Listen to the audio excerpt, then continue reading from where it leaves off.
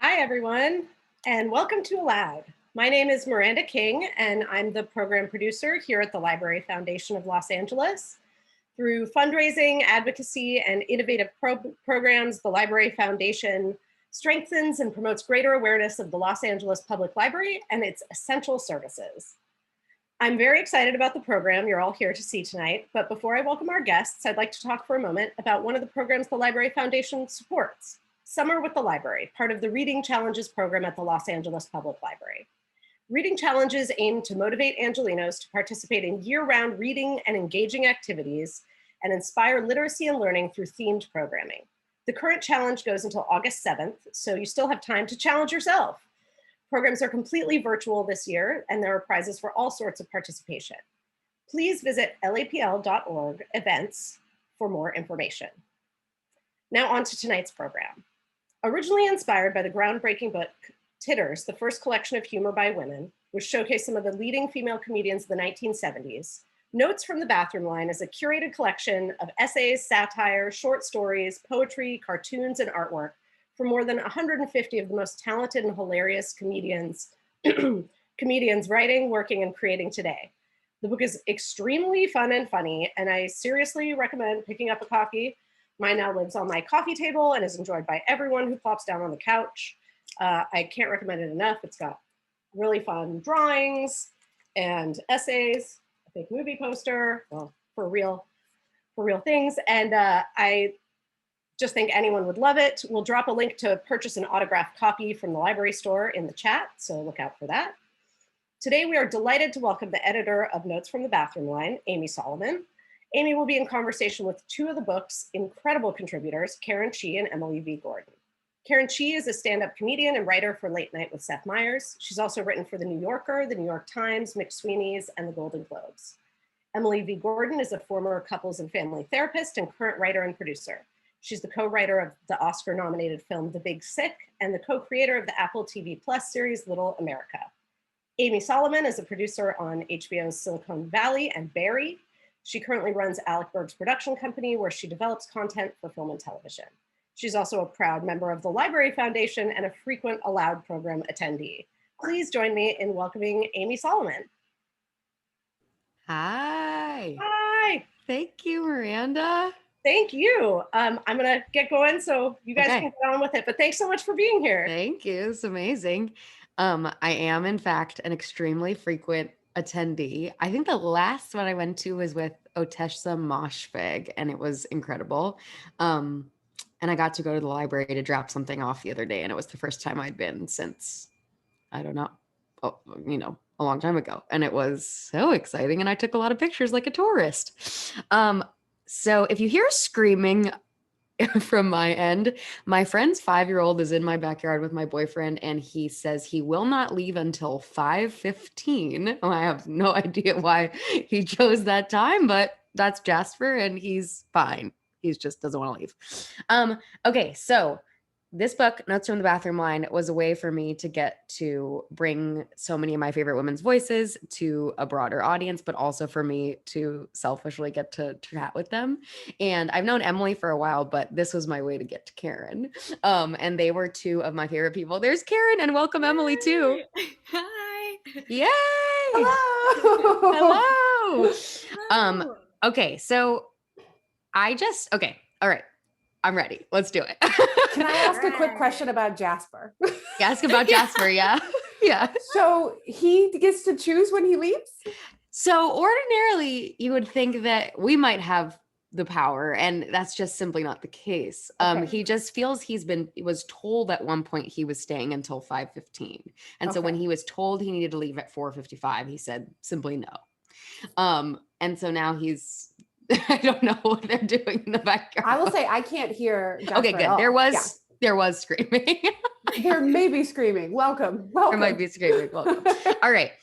Okay, so the book is inspired, Miranda mentioned it, but by this book Titters, that's from the 70s, that so many of my favorite gals were involved in. And my big inspiration growing up, and like the reason I got into comedy, is because Gilda Radner. There's like 1,000 Gildas over here. There's one over there. There's one over there. So I want to know, who were yours? Like, did you have a person or a show or a movie that was like that was the thing that got you hooked? Oh. I always feel like I blank. Yeah, go ahead. You should go. I was like, yeah. I will say watching the movie Clue, which was one of my favorite movies growing up, it was pretty great because it's the first time I had an awareness of like all these women who are, I think, other than Tim Curry, kind of like the standouts in the movie, are like very funny in very specific ways that it had not really. It just was the first time it kind of occurred to me that women could be really, really funny and were really funny. I'm sure I'd seen funny stuff before then, but all those roles kind of stuck with me and were so distinct. And then I started watching stand-up comedy at a young age. I remember I would watch the half hours. There's a Janine Garofalo special that I've memorized to this day. Kathy Griffin, I watched a lot of. Whoopi Goldberg, I watched a lot of. And so I think I'm a country girl. I'm from North Carolina, so it did not occur to me that was a job that I could ever have. But I really enjoyed. It was really lovely to hear voices and see women being funny and kind of owning a stage and owning parts of themselves that I was not quite ready to own. So those are the two things that popped into my mind just now. Yeah. Those are such great answers. I feel like this is such a cliche, I feel like, but I started watching The Office in middle school, and I remember that being like, whoa, like I also was not allowed to watch any television until I was like 13. I was allowed to watch like PBS Kids until I was 13, so I was very much just did not know what was happening. And then I remember watching that show and being like, oh, I did not know people could be that funny. And also that was the first time I learned that there were writers for shows, and people got to like sit and come up with them and sit around a table and just talk all day. Yeah, And I totally. was like, that's the coolest thing I've ever heard. Yeah. Let's say a moment of silence for Arthur's cancellation. I know, by my the way. God, I'm so sad. Okay, they did have a cryptic Instagram post where they said, we're going to continue being on your screens, though. Stay tuned for more. And I thought, if it's just reruns, that's too exciting. That's too exciting of a way to phrase reruns. Yeah, what does that I'm mean? hoping like holiday specials, but Oh. see how it goes. Just Yeah. living on in meme form, because I'll be honest with you, I'm a little bit older than you guys. I know what Arthur is, but I only know the memes. I do not know the cartoon at I'm gonna all. send you like a highlights compilation reel. I would love that. I need an introduction to Arthur. I don't know. I would say my like main influencers were Gilda Radner and DW. I think that's about it. Yeah, that's his sister, by the way, Emily. She's Okay, thank you. not nice. Yeah. That's like her whole thing, is that she's like rude. That makes sense, Amy, because you're very, very rude. Yeah, very, That's very what I know rude. about you. It's so good.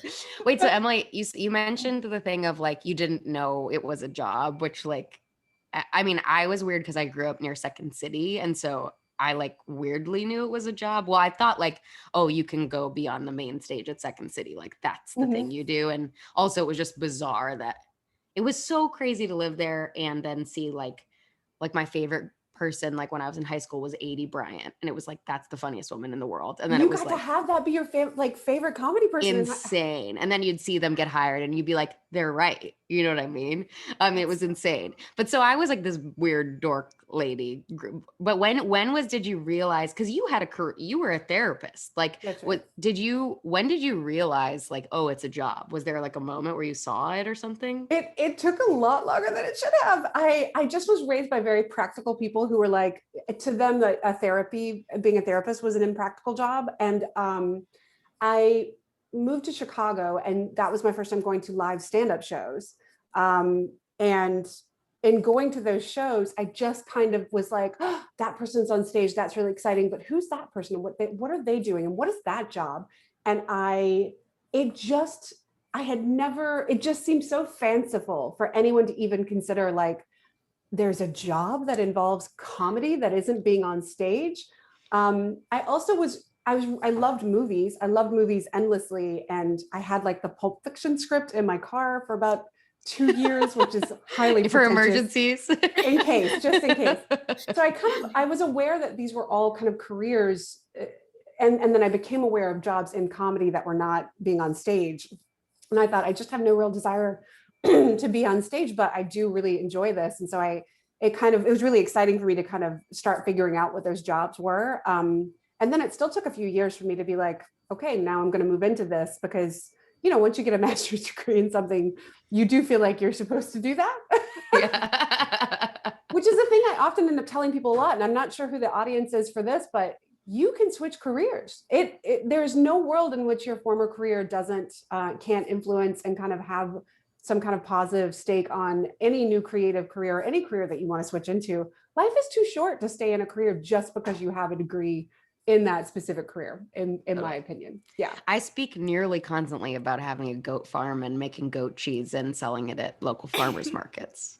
Is that like a dream? That's a dream for you? That's like, yeah, that's my switch careers. Well, see, this is a whole other thing. Yeah. Now, I'm curious about this for you, Karen, because I think everyone in this industry has the job that they're going to flee to. This is one of my questions. Okay. Yeah. Okay. So I want to know what yours are. That's okay, kind of like Amy. So I worked on a farm a summer in college, and I was like, this is the best type of life.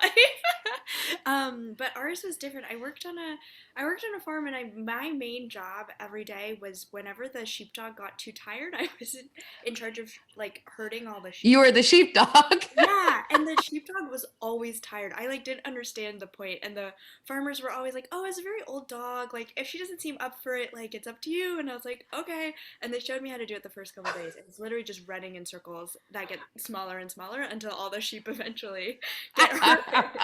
The dog didn't even train you? I'm very. No, I don't think the dog did it once while I was there. I was there for like 3.5 weeks too. I was there for a really long time. But Wait, they're this like, is the "The dog-" That's a sweetest great thing. story. That's The dog does it amazing. once. Wait, one of my best friends from college, her name is Caroline Reese, and she has this amazing Instagram if people want to follow it. It's called Big Sky Caroline, and she's a rancher in Montana, and Oh she my has a flock of sheep, and she has a sheepdog named Floof, who is unbelievable. She's a Great Pyrenees, and she's so bad at her job so far. So I think this might be a thing that they're like not that good. They have to Yeah, yeah, hire. They have to gotta call hire me. people to They need replace them. Karen. Yeah. What's yours, Emily? I think it's interesting because I did start in a career that most people are like, I'm going to recenter myself and go back to school and be a therapist. I started there. So then Yeah. it's like, I went to the like the more selfish career, I suppose. Because we can all say we're helping people with our writing, but you know, it's a little different. But I think for me, it would be pet store. I would either, I fantasize about working in pet stores, and I fantasize about running an animal like rescue with my sister and my cousin. Amazing. It's all animals. Yeah. You used to volunteer at the one in Atwater, right? The kitty Yeah. one. Yeah. I volunteered at Santa Dora, which is an amazing no-kill shelter in Atwater Village that's doing amazing stuff. And that was super fun. And I'd love to go back once we get this whole whole thing worked out. That place is amazing. When my parents first visited LA, I was like, this is where I've got to take you. It's just a room of cats. Shelter. Yeah, it's really lovely. Oh, That's a good one. Wait, so Emily, are there things you feel you use from your prior career? What are those things? I mean, everything. Everything, yeah.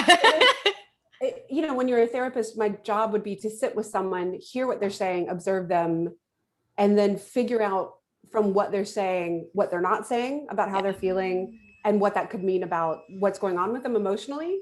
And that's super helpful when you're kind of trying to set up characters, I think, as a writer. Also, I pay attention to dynamics between people because I was a family therapist. So to me, I think of that relationship as a separate thing. There's one person, two person, and then there's this third thing between them. Yeah.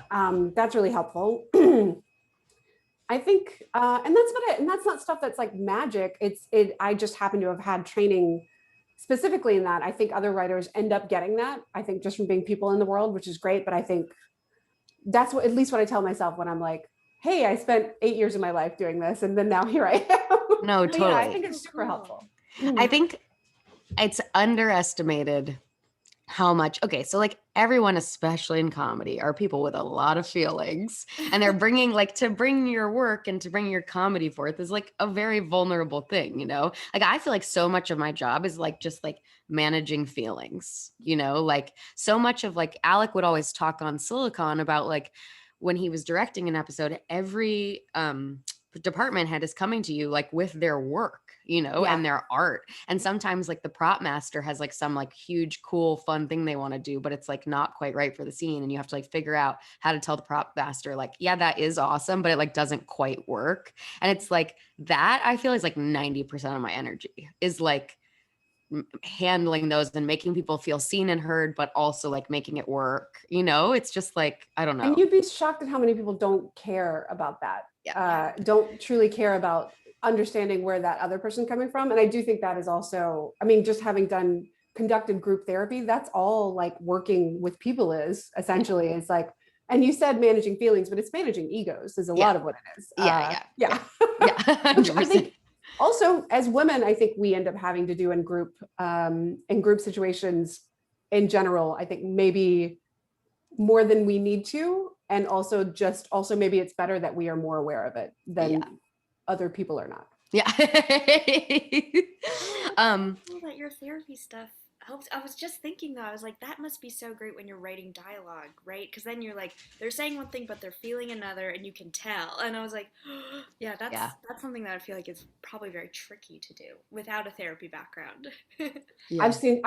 I've most people aren't therapists and do an amazing job with it. So, I think it can go both ways for sure. What did your degree in?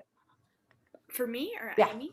Yours. My degree was in history and literature. So hell yeah. Yeah, it was actually supremely helpful. And I only studied it because I thought it was like the coolest possible thing to study at the time. Well, I probably still think that. But it ended up being the degree was essentially you just like read a lot of literature from different historical times, and that's how you study that time period, which is like journalism and like books and stuff like that. And so I feel like I just thought about stories and people and like empathizing with people who existed a long time ago or were fictional. And it ended up being really, really helpful, which was cool. Yeah. Yeah, that's all. That is cool. I constantly tell people, oh, this says, could Karen move closer to the microphone? Oh, yes. I would have to move I my don't know whole if I was body. supposed to Is that say it okay? out loud. That's No, fine. I'm that's sure it's okay. fine. That was me. I just want that. But Please, if you're Karen. By the way, I should have said this earlier. If people want to put in, there's a Q&A box down there and we'll answer questions at the end. And so if you want to put it in the little guy, cool. Yeah, I'm constantly telling people like it's so boring to have a writer's room of just people who have spent their careers in writer's rooms. Oh my God, it's so boring. Because then all their stories are just like, once in the Will and Grace room, someone said this. And it's like, that's not a life experience. Like, and that's irrelevant to writing like real people in the real world. So it's always like, so many people are like, I did this for a long time and, I'm older and I'm getting started later. And I'm like, that's appealing to me, like I want, you want different brains, whatever. It kind of feels a little cannibalistic after a while. It's that if all you're doing is this and all you've ever done is this, that you kind of, you end up not having anything that kind of feeds you that you can then put out into the world. Totally. Yeah, it could be a little. I used to take comedians on field trips in New York. That was because none of them would ever do anything other than go to shows. And so my job was like, you guys need to get a little fresh air, a little sunshine, like get a life experience or two. And so I would like organize field trips to like Coney Island and stuff with just me and like just a ton of dudes. Because that's what the New York scene was at the time. And it was fun for me. But some bits came out of it, I'm sure. Yeah, totally. Wait, that sounds so fun. That is fun. Okay, so this actually kind of relates to that. So if you're stuck creatively, if you just like have a day where you're just like, I don't feel funny, I don't feel like I can write, like do you have a thing you'll try to get it going? Like, do you take a shower? Mine is, I think, see a movie a lot of times, even if it's like just like nothing related to what I'm doing, just the fact that like someone did it and like got out, it's so hard to make something. Just like seeing something someone made, you're like, they did it, I can do it, So is there something you'll do to try to get out of that rut? Oh wait, I have a quick thing. Do you guys hear that knocking? Is it very loud? No. Do you have a ghost? No. Okay. They're doing renovations on the apartment beneath me. I just want to make sure it wasn't like overpowering. No, you're good. Okay, cool. Can you move it closer to the microphone? I'll just go downstairs. Wait, but in response to your question, I kind of similarly, I love watching really bad movies, like movies where I'm like, oh, this is just so terribly made. It's a delight to watch. It makes me feel like, oh, I could do something like that, and it also makes you feel like, oh, anybody can make it, and that's okay. And like a lot of people probably worked really hard on that movie, and like they were really proud of it, and they got paid, so yay all around. Amazing. I have a similar thing too. My first step is usually to take a walk. That often helps quite a bit. Listening to music without words usually is, and then my second tactic is I will watch things, but I find often if I'm watching a movie, I'm often blown away, like, oh, this is magic. I could never do this. And then I read a script and I'm like, these are words. These are just words. I can do words. Words are easy. And so I will sometimes do that, like kind of two shot of like watching something and reading something. And that's also, if it's not coming, don't beat yourself in the head. Just like, that's a day to do other things. That's a day to input more than output, and those days are just as useful. Sometimes. It's sometimes like more productive, just to like admit it and be like, okay, I'm gonna use this day to like be the sponge or whatever, rather be than a sponge. Yes, be a sponge. Have you ever done The Artist's Way? That's that book, right? Yeah, it's like this book about basically like reconnecting with your creative self, blah, blah, blah. But I was thinking about doing it. It's a lot of the basis of it is like, we're doing these morning pages where you just write for like a few minutes straight, like don't stop, don't edit yourself kind of thing. But then as it goes, it's like a week by week process. And then eventually it's like, today you have to go to a museum by yourself. Like there's like these little outings. I think it sounds awesome. Wait, that's so cool. I didn't realize they had like outings planned. Yeah. I would It's love like, if they got progressively more specific. Like that's what it is. That's like supposedly, I haven't done it. Go find a cat. The cat must be orange. Yeah. Bring the cat home. The cat is yours now. drop off $300 at this address. Oh my God. Yeah. Catherine Cohen and Pat Regan always talk about it on Seek Treatment. And I eventually bought it. And Greg and I have been talking about doing it. Oh, that's cool.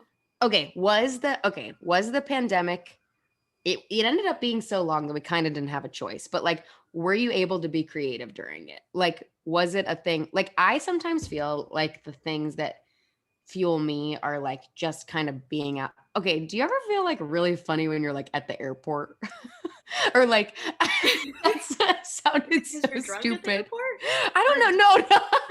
Or like just something about like being on an Amtrak train or being on the subway or being at the airport. You're seeing people and you're observing. And I just feel like your brain is like booping around. Do you know what I mean? Sometimes I felt like, okay, I'm in my house and I'm just like staring at my boyfriend. Like this isn't like fueling me that creatively necessarily. Like, did you feel creative? Like, or how did you have to like make it work for you? Kind of.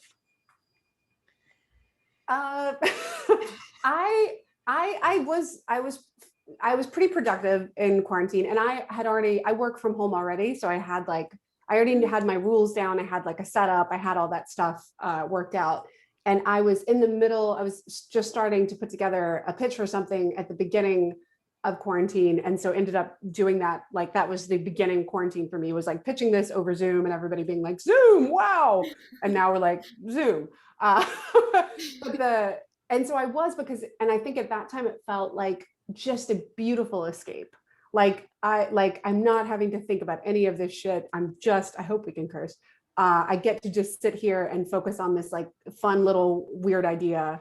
And then I would hit walls on a constant basis and then try to be kind to myself when I would hit those walls, because there's some days it's like, how in the hell? Like, and some days it felt like we're running at a brick wall as fast as we can and being like, brick wall's gonna move. Like, yeah. No, the brick wall doesn't move. What am I doing with my little make-em-ups? Like, like, it felt so silly. But to also address the second part of your question, when I couldn't leave, I like to be among people. I love people watching. And for all that time, my husband and I would like go on walks at night and like not see anybody. And we were like, well, there we go. So I started going to Reddit and asking questions in Reddit that were like, what's the loneliest thing you've ever done? And not me making the post, but if you look that up, someone's already asked that question.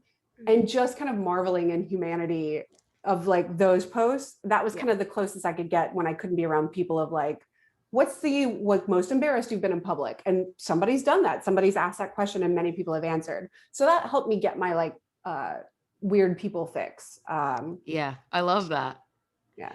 Greg loves to go on like he found this like, I don't know what's the Reddit terminology, like I'm not good at Reddit, which is why it's a bummer. It's very confusing to me. But he found something that was like pit bulls and hats, and he was like, I can contribute to this. And he like found pictures of our dogs in hats.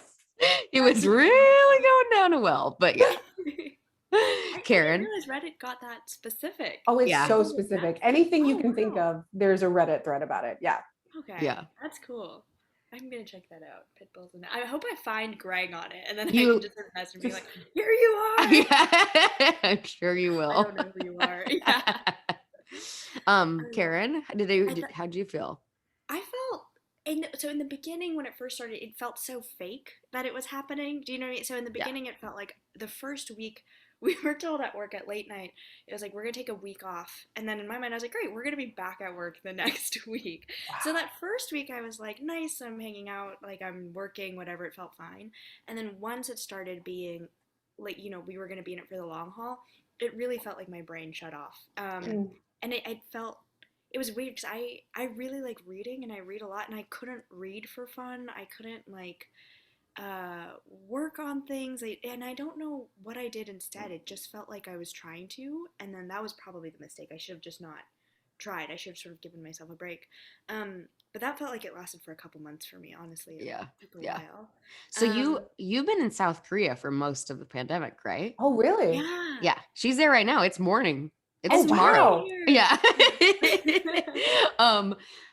Okay, you need to explain, because I'm so obsessed with this, like what working on late night from there is. Like, what time are your meetings? They're really wild. So wait, I should say for context, I didn't like fly around the world. No. Just vacationing. Yeah. Yeah. I've been everywhere. The pandemic doesn't apply to Karen. Me in my own private plane. Yeah. No, I basically last June at like the height of the pandemic, or it felt like really intense in New York. It felt apocalyptic. My grandma got really, really sick, and so I flew out to Korea, and then did the whole like quarantine thing and everything. And we thought it would be the summer, and then she would get better. She is better now, which is a huge relief. But I think summer and fall, it was very scary. So a lot of relatives sort of had to weigh risks, and then a bunch of people flew out. But Wow. ultimately, it ended up being a great story. And now we just tease our grandma, being like, "You just wanted attention. Like you just wanted everyone to come here in the middle of a global pandemic. Things were going real bad." But yeah, it was crazy. Working on U.S. hours here is like my first joke deadline is at 1 a.m. or 2 a.m. depending on daylight savings or not. Oh, And my my God. next one is normally at 6 or 7 a.m. But they were really nice and moved it up to like 9 or 10 a.m. I think for me, which is the latest it would go for them and still be okay. So my sleep schedule is really whack. But the nice thing is now I can sort of wake up and sleep like a robot, like whenever I need to. Wow. Boom, ready to go. I just love imagining you waking up and being like, okay, jokes. Like, just. That is honestly sometimes what happens. I'll like wake up. I normally for my morning I wake up, I eat an egg, and then I write jokes, and then I go back to sleep. Oh my God, it's so cute. It's also like, well, first of all, you had so many traumas and stressors that you were like dealing with. My Yeah. goodness. And Yeah. also the idea that like you were writing on a late night show that is a topical thing. Like I had the luxury of like, I'm imagining a world where this is not happening. And that is not a luxury that you had at all. No wonder you couldn't read. Yeah. Yeah. Yeah, seriously. When would you read? When would you read? Oh my Oh, God. that's so intense. Truly, working on a late night show during the pandemic is a wild way to have lots of things to tell your therapist. Yeah. I can't unplug from the news. Like, No. this is so awful. Is your therapist on US time? So then that My was enough. therapist is on U.S. time. Okay. I parted ways with her, so I'm like on the market for new therapists now because You're like, I'm on the market. I'm a yeah, free agent. Everyone watching, let me know who wants to draft Karen. Emily, if you want your old job back. Yeah. Amazing. Yeah, she was really great. I really liked her, and I think we just a different level of anti-Asian stuff started happening, and I was like, I'm explaining myself too much, and this makes it worse for me. Yeah. Interesting. But that's okay. So Have you the beginning of Minor Feelings by Kathy Park Hong? oh my Have you God. her about getting obsessed with? She wanted a Korean American therapist, right? Yeah, People need to read it. It's really, I don't want to like ruin it, but basically she just like was on a desperate hunt for a Korean American therapist because she was like, I feel they will understand what I'm talking about better than others. And like basically this Korean American therapist didn't want her back. Like, so she's like, it's really, you got to Minor Feelings. So good. The best. Also, just think generally a shout out to therapists because I don't think I could do that job that was my job in this past year and a half because so crazy. They're all just taking all of our misery. And where is that going? I know. Yeah. Imagine hearing it back to back to back too. All day. Like all day. Same Yeah. thing, Though I will say when a therapist says to you, like, I'm hearing this from everyone, that is kind of, That's true. it's like, okay, that is good. It's probably not fun for the therapist, but it's like nice to hear like, oh, okay, I'm not the one feeling this. You know what I mean? That's very true. Karen, have you met anyone else in Korea who's doing the same as you? Like who's on like all this weird night owl thing? That's such a no, weirdly I haven't. Yeah, I mean, I guess they would mean they would have had to also have flown in the middle. Yeah, For the yeah. years over here, so I don't think I've met anybody who's done that. It was really interesting though, because when I got here, I was reading about the news that was happening in America, but last year, I think especially for most of last year, the pandemic was much more under control in Korea, Yeah. and then my main stressor was my grandma being like at the hospital all the time, and so it was such a weird thing to talk to people being like, we're all stressed out, and I'd be like, oh, I have a very different reason, but also I know your reason. Like, Yeah. it's such a strange mix of things. Yeah. So weird. Anyway. Okay, this is actually a question that I heard someone ask at a Library Foundation event. Shameless plug for them, Ooh. that I loved. This woman, Amanda Stern, who's an amazing writer, asked Otessa Moshfegh that when she's in a groove, in a writing groove, is there someone somewhere in her body where she feels it, like physically? Do you have a spot, or if you're like, oh my God, I'm jamming, like I'm in this, do you feel it somewhere? She was saying like in her chest, I forget exactly what she said. Sometimes my shoulders can get like kind of like, do you know what I mean? That's so I'll get like a little like, ooh, like, I'm making myself excited. Yeah. I do think that's what I was going to say. I think mine is in my shoulders, if anywhere. Yeah, maybe. Yeah. Yeah. I also do that when I'm eating good food too. So yeah. that's That's your pleasure spot. I love that. That's just when I'm like in a good place. Yeah. Karen, do you feel one? I think I feel it kind of when I know my writing is going badly, I feel very stuck in my brain. And so I think when it's going well, it just almost feels like I'm not aware of my brain. Like yeah. I'm not stuck there. Yeah, totally. That's right. Yeah. That totally makes sense. I'm gonna pay more attention to that though, because I'm kind of now very curious. Because I agree with you about when I'm not doing well, I know where I feel that. But the shoulders was kind of my best guess, but I don't know. That's going to be something I'm going to have to pay attention to. Where do you feel the not doing well? Oh, same thing. Same thing. Like my brain's like, yeah, totally. I'm fingers and I'm head and what I don't, and like nothing is, I want a t-shirt. I'm fingers and I'm head. It's so good. It's so accurate. There was one time that I had to turn in a script and I had just flown to London to see my husband who was there, and I had landed and I'd read the script so many times that I literally, the words started like jumbling and I was like, these aren't even words anymore. And I was like, oh, I'm in trouble. I have to stop now. I'm in big trouble. Because I was like starting to make changes and I was like, I don't know where the words are on this machine. It's not good. Oh God. Yeah. Do your I love to ask people this. Do your parents like get what you do? Like, I feel like so many people, their parents are just like, go on, but I'm not sure. You know what I mean? Like, especially like Emily, you were talking about how you came from like a very practical family. Like, did they understand it at first? Like, do they get it now? Was there something that like made them understand it? Like I don't know, Karen, like your parents seeing you on Seth Meyers, like, did that help, that kind of thing? Or did they just like get it? Yeah, I feel like my parents get it, but they had to really sort of learn it first, if that makes sense. Yeah. So yeah, when I was in high school and I got like very into comedy and was like, oh, I think this is something I want to do. And my parents and I are very close. My mom used to be like a therapist for like children, and so I think she's very open about talking about feelings. And I would sort of just tell her everything. And so when I told her I wanted to do this, and my parents were born and raised in Korea, so they just had no idea of American television, like didn't know Seinfeld, like didn't know any of the big institutions, I think. And so when I told them about it, they were like, okay, well, let us know what shows you want us to watch, like what you think is like the gold standard. And so my parents started watching The Office and stuff and Parks and Rec, and I think they just didn't understand mockumentaries. They were like, why are they looking at the camera? Like, this is making me uncomfortable. Which is a great question. Yeah. It's like, why is that the thing? But it is. Yeah. And then now they got very into it. Now they're very, I think, excited by stuff. But yeah. What's their favorite thing they ended up watching? Like, was there a thing that Okay, the best thing is my parents now love Veep, and in the beginning we couldn't watch it because they would keep being like, I remember trying to watch the pilot with them because I had seen it first, and they were like, everybody on the show is so mean. Like, I don't know if we can stomach how mean everyone on the show is. Yeah. And then, like a few months later I came back and they were like, oh my God, we're obsessed with Veep. We love Julia Louis-Dreyfus. Has she done anything else? Like, has she done anything else? Yeah. Amazing.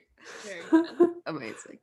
What about you, I think my my parents like that I was a therapist. They just always want me to be happy, and they kind of need to witness things for things to be real. So when I ran a stand-up show in LA for many years, and when they came out and like went to the show, and I saw there's like a ritual we would do to let the audience into the room, and I turned around and my dad was like filming that. And that was like, for me, I don't know why, that was just like such a lovely, I was like, oh, he understands that this is like a big deal to me and they get it. And that was a big deal. And I also remember my mom asking when I sold, the first time I sold a show, I told my parents, and my mom was like, she said something to the equivalent of, who gave you permission? Like not in a like a mean way, it was like, who told you could do this? Like who?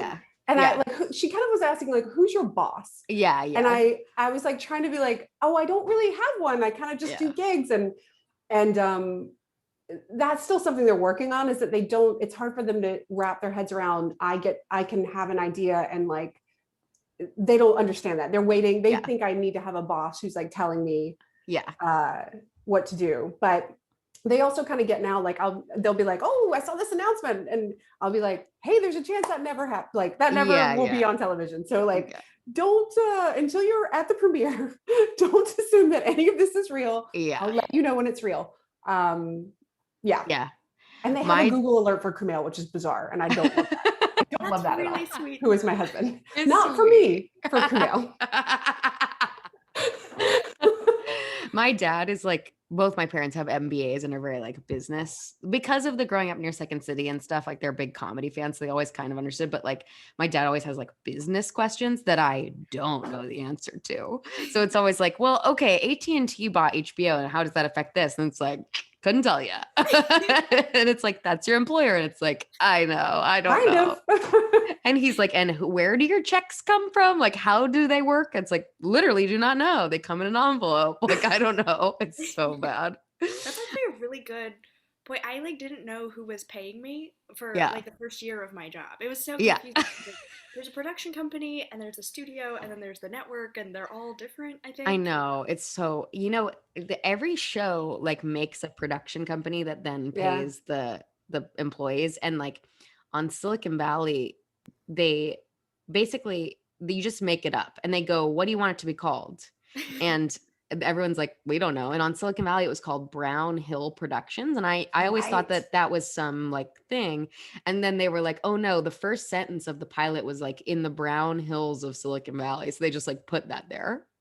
So it's just funny. It's just like all, no one really understands it. It's all silly. The Big Sick one, which we did not have any hand, was called Comatose Incorporated, which I was like, I don't know, maybe consult with the person who is in the coma before you jokingly call something comatose. That might actually be up to her. There's just signs everywhere when we'd like walk, and I was like, okay, cool, thank you, thanks guys. Yeah, so strange. Okay, speaking of the Big Sick, so the Big Sick was the first thing you and your husband like really wrote together, I think, right? Okay, so, and you've written a bunch and developed stuff together since. So are there things you learned about collaborating that like you've improved upon? Like, are there things you've, I want to know what those are. Like, are there rules? We've developed some very strict rules, in fact, because it's really hard when you collaborate with someone that you love. It's a different, you can't be, in our home, I can't be a wife and a co-writer at the same time. Totally. Because the wife is just like, oh my gosh, you're amazing. Everything you do is great. And the co-writer's like, this is trash. Like, what are you doing? And so we have very specific, like we can only talk about work at very specific times. We don't talk about work in bed. We make sure to like check the other person's permission, and also talk to that person like you would a coworker, which is like, you wouldn't say this is trash. You would say, oh, that's fine, but like, maybe we could work on this.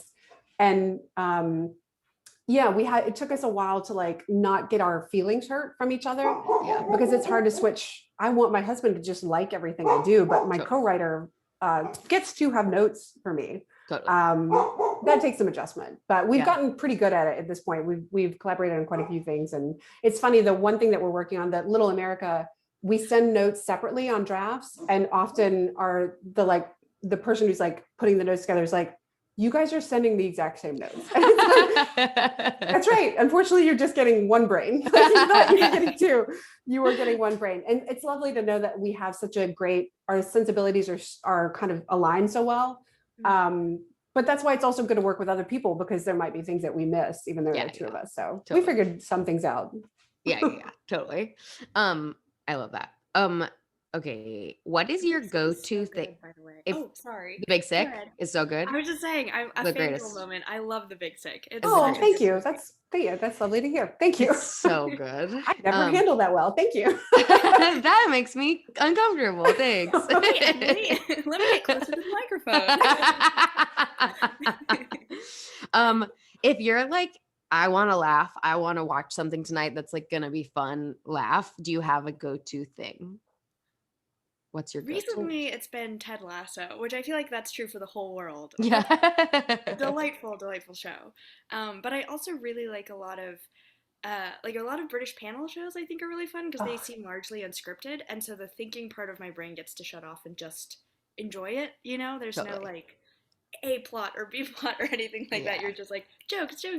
Yeah, I'm obsessed. Do you have a favorite panelist? That's who I want to know. That's who I'm going to tell you mine too. My favorite panelist of all time is Richard Ayoade. Best. I think he's great. I love him and Noel Fielding together on the Big Fat Quiz of the Year. But yeah, I love so many people. Who are yours? You asked that question like you had one in mind. Yeah, who are yours? I mean, I love Acaster. I think James Acaster is a genius. I think Ayoade is also amazing. Mitchell. David Mitchell. He's also great. Because I also love a lot of panel shows, British panel shows. Yeah. Amy, I'm obsessed. Well, I'm obsessed with Aisling B. Yeah, she's also in the book. But have you watched her show This Way Up? So great. I haven't seen the second season, but first season's amazing. Okay, we watched the second season in one night, which was like we usually try to savor, but we just couldn't. Oh my god, it's so good.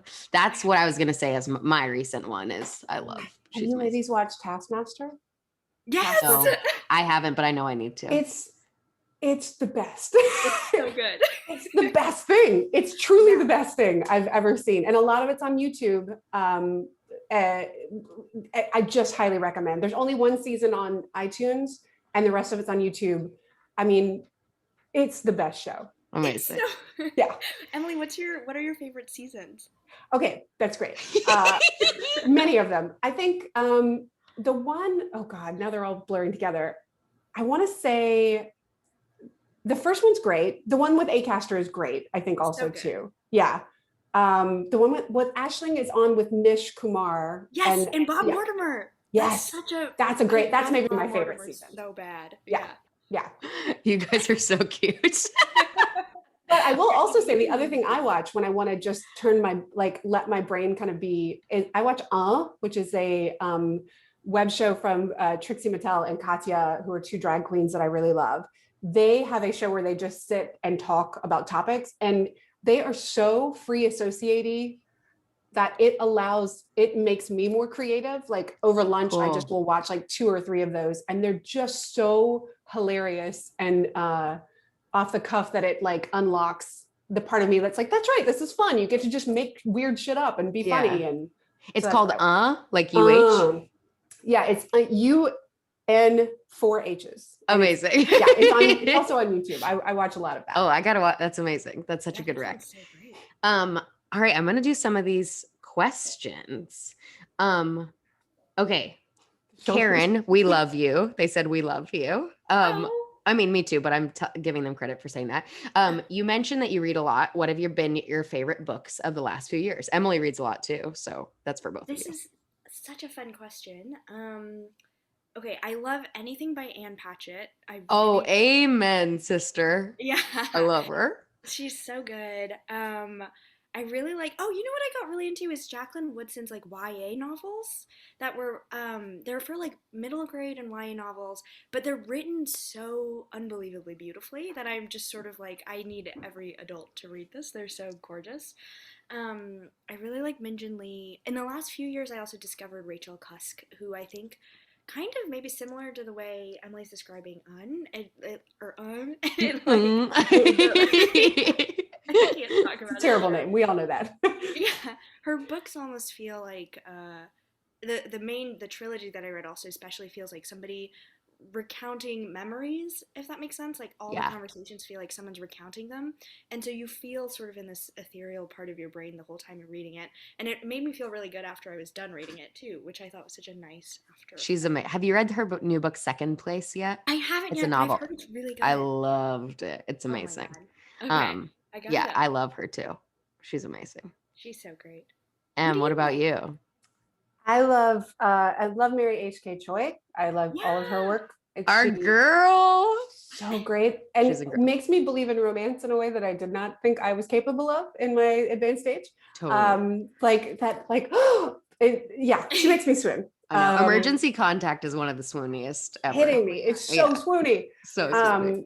And I was just looking it up to make sure I could, Lord. It's called Women and Other Monsters by Jess Zimmerman. And it's a book where she it's part memoir and part her kind of recontextualizing a lot of the monsters from Greek mythology, who are often described as female, which is interesting when you think about why is a sea monster always described as female. Yeah. So I really loved it. It had a couple of like paragraphs in it that like stopped my heart. And I love when a book does that to me. Did you read, we had a long debate in book club about how to say it. Did you read Circe? Do you know how to say this? C-I-R-C. Circe, but also no. Circe. Actually, it's Saoirse Ronan.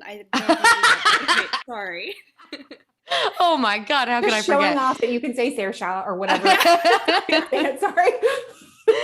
Well, Circe by Madeline Miller is actually very similar, like kind of taking these tales that are always these like evil monster sea women and like spin. It's so good. I love that. All right, cool. I'll get that. Shout out to my book club. We had a great discussion.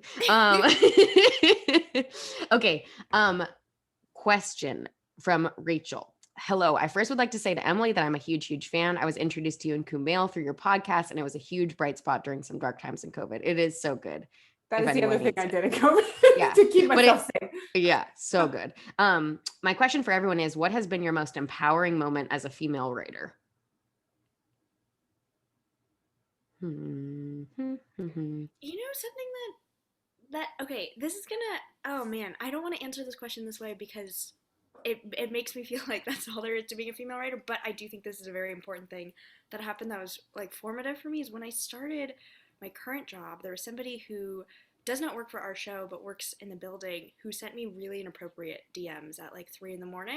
and this was like, I think literally my 4th day of work or something like that, and this was my first like actual staffing job, and I was truly like, I don't know what to do with this, and I brought it to one of the other writers on staff, Jenny Hagel, and she was like, this is not acceptable, we're going to go straight to Mike Shoemaker, our executive producer, we're just going to get this handled right away, and it's not going to be on you. And that was like the best possible thing that anybody could have done for me. And so I went with her to the EP of the show, which I would not have thought to do, even though he's so nice. You know, it's like, why would you go all the way to the top?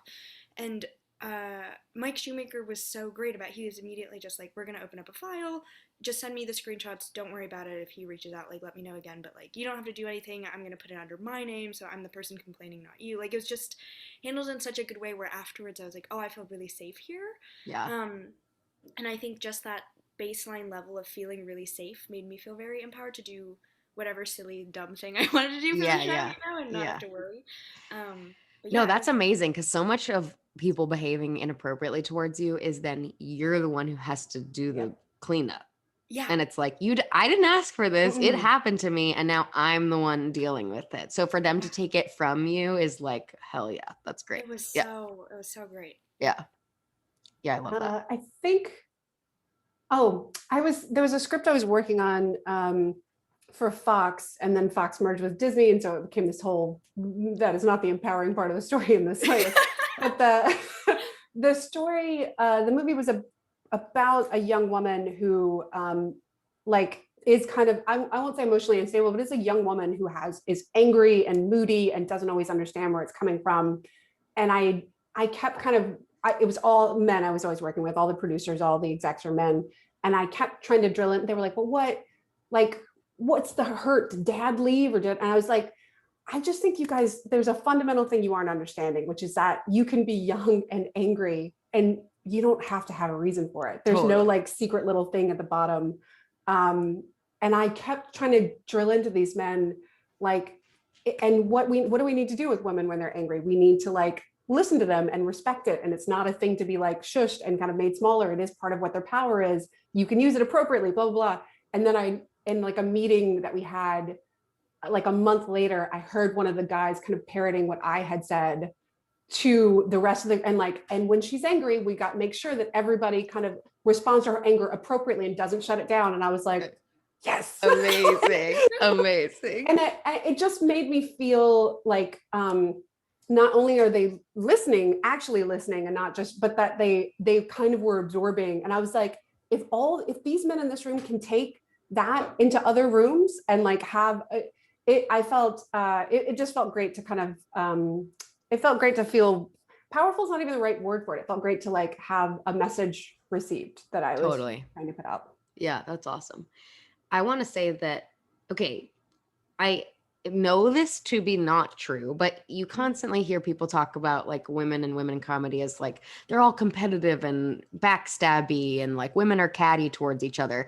And it's like, I know that's not true, but you hear it and it like bothers you and you're like, okay, am I just not, is that a different world? And then doing this book with 150 women and non-binary comedians, it's like everyone was so pumped to recommend each other and to see each other's work and like be like, oh my God, I love her. It's so cool to be like in her peer group, that kind of thing. So it was like, no, like it just was like really affirming to be like, no, like this is like 150 amazing people and they're all amped as hell. You know what I mean? So that was really lovely. I knew it was wrong, but it's just like nice to hear it be shut down. Okay. A gal named Jennifer said, first of all, just wanted to say to Karen that as a Korean American high school student looking to go into comedy writing, you're a huge inspiration. What? Question is so sweet. Question for all of you. Do you deal with imposter syndrome in writers' rooms? And if so, how do you deal with it as individuals? Yes. Yes. Yes. I actually think one of the most important things is just like to know that that's normal.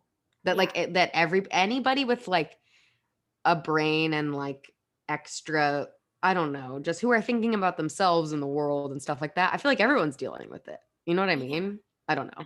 So I also sometimes feel like because I posed this question to a group of people before, and I remember thinking like the people who were like, I don't feel it. I was like, I think you should. Yeah, exactly. I don't know.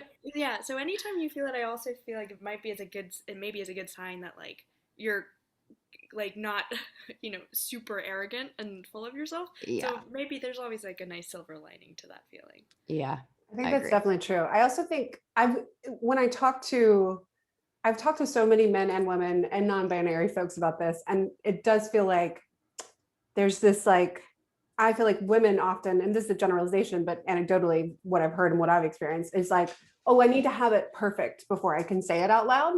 I need to like get it right to make sure I'm earning my place here. Whereas I found men, and the men I'm in rooms with, will just say whatever the hell. Like they're not like, and often they're great. And then sometimes the ideas are trash, but they aren't doing we have constant processes running in the back of our brains of like, how is this going to be perceived? Are people going to think I'm good? Are people going to think it's okay if I say this? Are people going to think it's funny? And those processes take up energy and take up and whereas many of the men that I've experienced are like, they don't think that any one thing they say is going to, like, their entire reputation won't be hinged on it.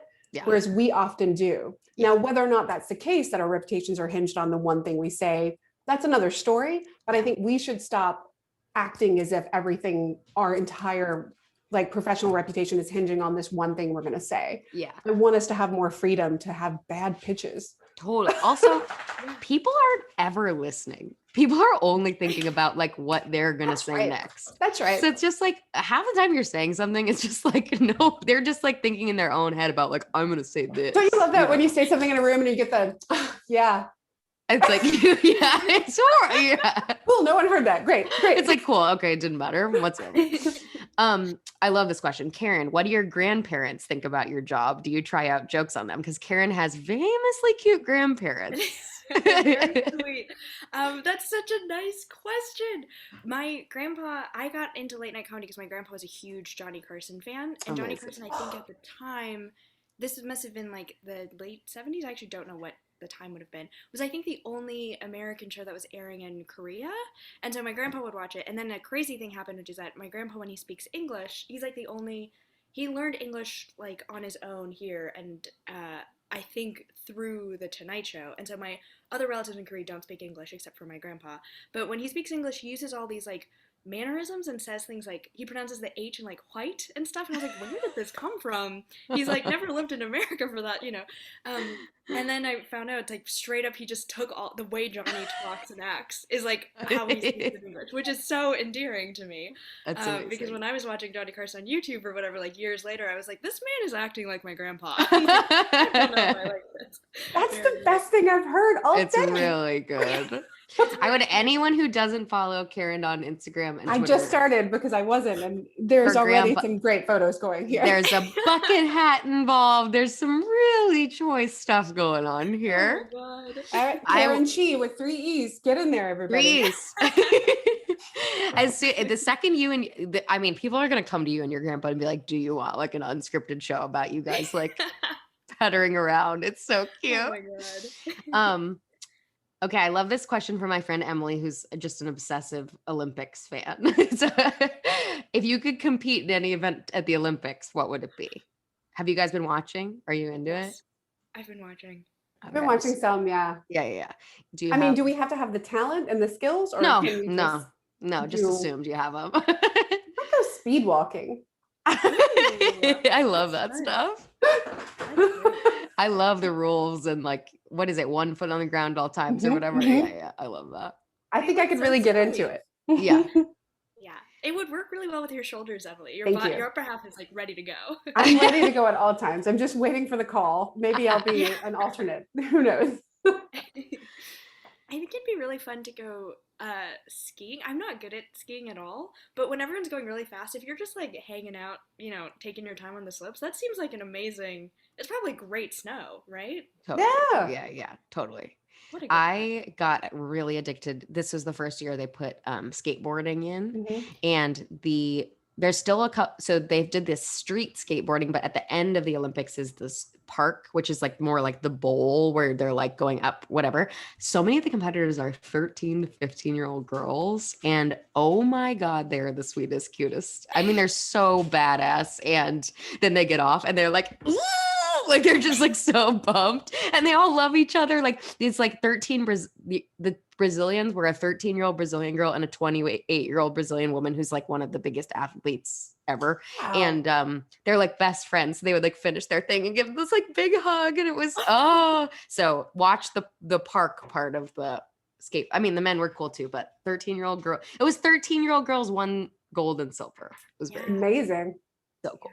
I also love that they included it finally. I know that's been a thing that they've been trying to do for many years. I know there's a lot of as absolutely horrible as the Olympic Committee has been in recent events. They added surfing, they added skateboarding. This is not what this event is about, but can you tell that my friend Emily and I talk a lot about the Olympics? She's very supportive to be here. Yeah. She was like, can we watch a little bit? She's in New York. We just texted about it.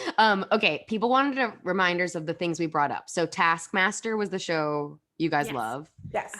UNHH. Yeah. Trixie and Katya. If you look up Trixie and Katya, you'll find it. Yes. I mentioned This Way Up. What were some of the other British panel shows? Big Fat Quiz Show. Oh, sorry. Yeah. I don't think we mentioned it, but Would I Lie to You is also really good. I think those were all the ones we mentioned. Yeah. I think so. Emily's movie, The Big Sick, one of the greatest films of all time. She was famously nominated for an Oscar. You kind of have to ring it up when you talk about it. It's pretty cool. Get it in your shoulders. Do you guys have anything you want to plug? Do you have anything upcoming? I'd like to plug Good Hygiene. I think that's a really great idea these days. And whatever capacity that makes sense for you, there's still some stuff out there. So keep yourself safe. Wash your hands. Get that good hygiene. That's what I'd like to plug. Yeah. Perfect. I'm all about it. N95 masks, baby. Let's keep those going. Good hygiene. For a second, I thought you like had a new podcast called Good Hygiene. I was like, I love that.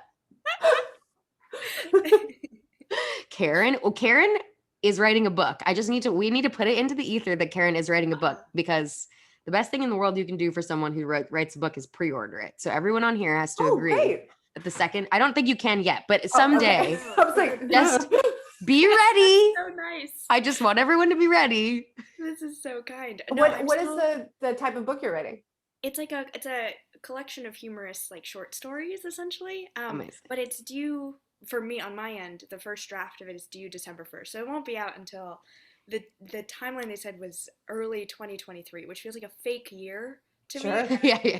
So hopefully it'll come out at some point in our lives. Okay, so 2022, really exciting. everybody I can't start wait to to get read it. ready. Follow Karen and her grandpa and be ready.